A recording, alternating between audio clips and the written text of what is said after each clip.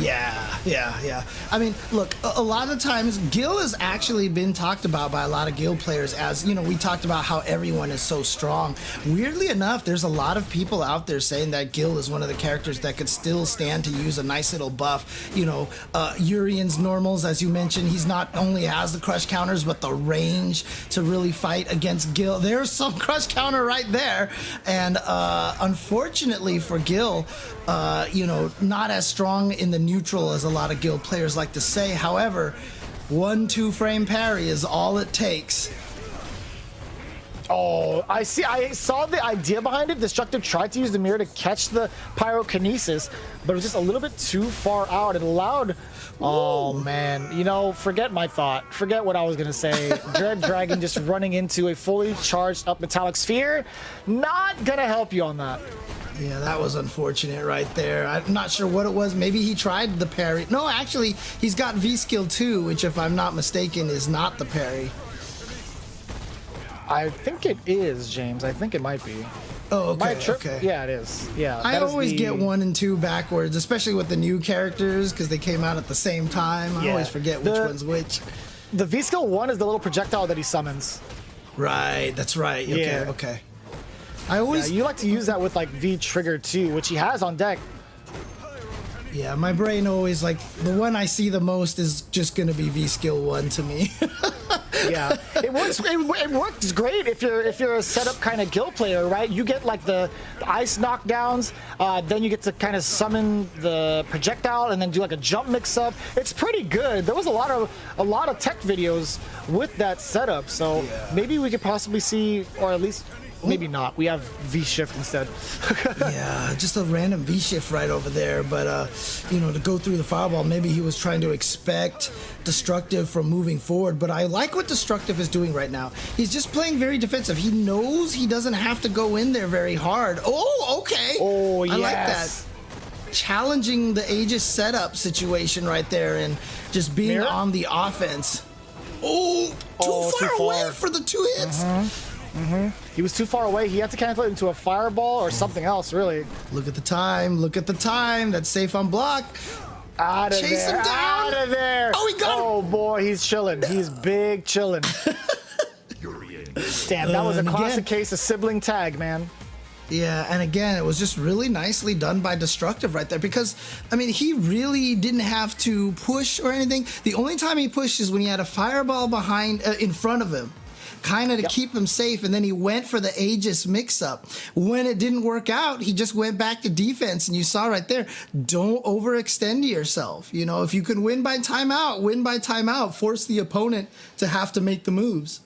And it was very smart, too, because Destructive wasn't going to just sit there, right? Like, he did want to play the timeout for sure. He wasn't going to take any unnecessary risk. But when he found enough space, he immediately went to the knee drop to the other side for more space to back up even further. And that was so smart because, like, I feel like with the amount of time left, I think Dread might have been able to sneak in maybe like 2 throws and an overhead, and that would have been enough to kind of take the round back. But Destructive is like, yeah, I don't even want to let that even come to fruition. I'm going to get myself out of this corner.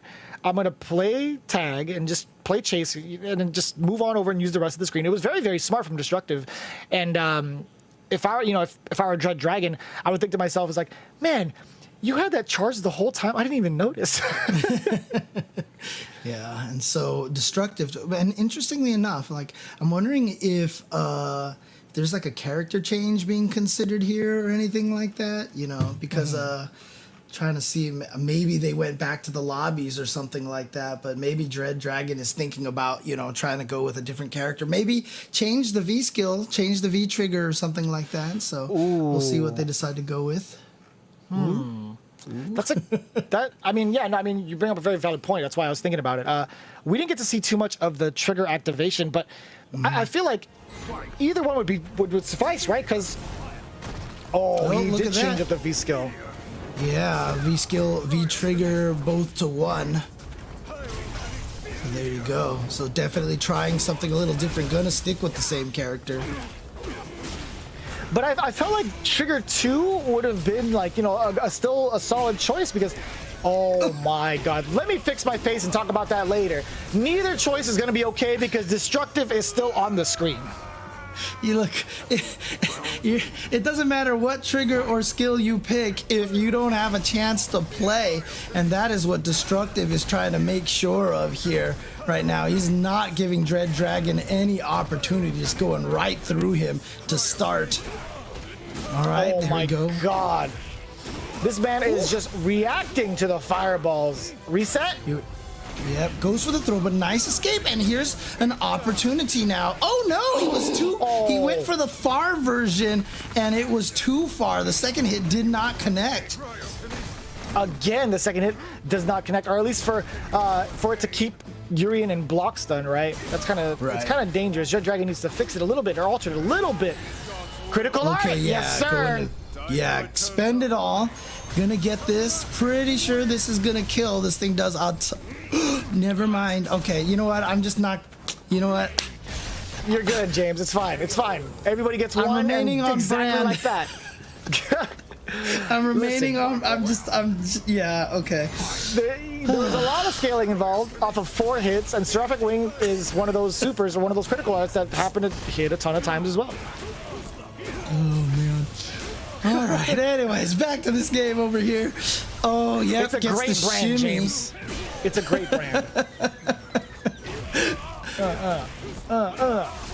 And yeah, Destructive saying, you know what? You had to spend all your meter in that round to take me out. You have nothing in the tank right now. Get a giant life lead. Oh no, jumps on the fireball, then goes for the throw. Remember earlier, Destructive went for the shimmy, got dreaddragon worried about it, and actually just goes for the throw this time, takes it, and Destructive is gonna go up 2-0 now. That is correct. Yeah, and again, just to kind of remind you folks at home, this is a best of 5 throughout the entirety of this top 8 bracket. And I gotta say, Destructive is really outclassing dreaddragon from what it looks like, right? A very convincing game number 1. And game number 2, you could tell that he's got the reactions on deck. One of the biggest openings that I saw against dreaddragon was simply from jumping over the fireball game that he presented. It just wasn't strong enough to really keep Destructive guessing, right? He has the V-Skill 1. He could put it a little bit closer to him to kind of protect him just in case, but for the most part, he's been using the V-Skill 1 aggressively, more so than, you know, defensively and sparingly, I should say. Yeah, so at this point in time, I wonder now if he feels like, if dreaddragon is feeling like that V-skill, V-trigger change was unwarranted, might be trying to go back to it. You saw for a second there that we did go back to the lobby, so I imagine some form of change from dreaddragon. We'll see if he decides to go back to where he started from with the trigger 1 and 2, trigger 2 and V-skill 2, I believe he started with. And he did a full swap on both of them, and maybe he's gonna try to go for maybe like a mix between the two. I don't know. We'll see. Possibly, man. I think no, he goes for a complete switch. Whoa. He goes back into his human form. It's gonna be Cody, one of the strongest Street Fighter characters in lore. Well, are you implying that, you know, in the future Cody actually becomes Gil? That Gil went to human?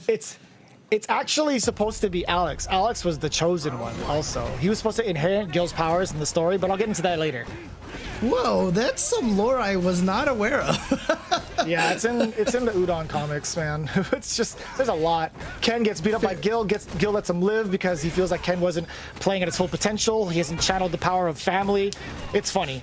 And I'm not talking about Fast 9. I'm just saying, like, I'm not memeing here. Oh, really? Okay. Yeah, the whole 9. But anyways, this is a huge difference from what we've seen in previous games. dreaddragon, I feel like bringing out what might be the main. Yeah, what I'm seeing from this, though, is that he's being a lot more aggressive against Destructive as well. You saw with the Gil, it was mostly he had to kind of play Destructive's game, being a full screen away, trying to deal with fireballs, and with Cody, he has just gone for the rush down, throwing out the V skill in the middle of block strings and blowing up Destructive's poking. And that's going to be really important because now Destructive really has to kind of second guess how often he wants to continue with some of those strings, those block strings. I could hear the final fight noises coming out as soon as he presses V skill. Just like it's so funny. It's so funny seeing that as a V skill and being able to blow up. Look at that, blow up anything really. Yeah, and you know, a lot of people are like, why is it animated so weird? Because it looks exactly like it does from Final Fight, dude. It's so good. Yes. I love it. As it should be. And it's so great because it equips Cody with pretty much an uppercut. Nice. Did you see the conditioning there? Did you see the shampoo and conditioning there? My man, ultimate weapon, fake destructive out, thinking he was going to go for V skill 1 after the Urian, or the Urian Aegis Reflector. All right, gets out of the corner. Very fortunate timing on that, but I like him using the EX Chariot Tackle to blow up. Oh my gosh, to blow up the rock, but then with the rock, the second rock kind of covering him again. Remember we talked about how Destructive used the fireball to approach dreaddragon in the first game. That time dreaddragon now having the safety of the rock coming from the sky, being able to get the free jump in, because even if he got anti-air, the rock would drop on Urian's head. So he was able to jump in there, and just so happened Destructive tried something, got kicked, and look at this character change is working out really well. We're seeing a lot more fluidity when it comes to the gameplay from dreaddragon, right? He's a lot more comfortable in the matchup just based off this character alone, just taking it down very impressively against Destructive. Yeah, the final fight combo side switch. Smart, goes for the throw ender right there, gets the side switch and gets the juggle there, gives him the Oki afterwards, and again that V skill 1, and yes, it gives Cody his own gray health just like final fight. Oh, is he gonna combo into the zonk? Nice. That was beautifully done. Don't do it again. Here we go. Yep. Oh, and I like that. That's the third layer. Yeah, again, so nice, and that's, oh my god, I don't care about your mirror. Oh, he could have done it again. He could have V-skilled the knee drop.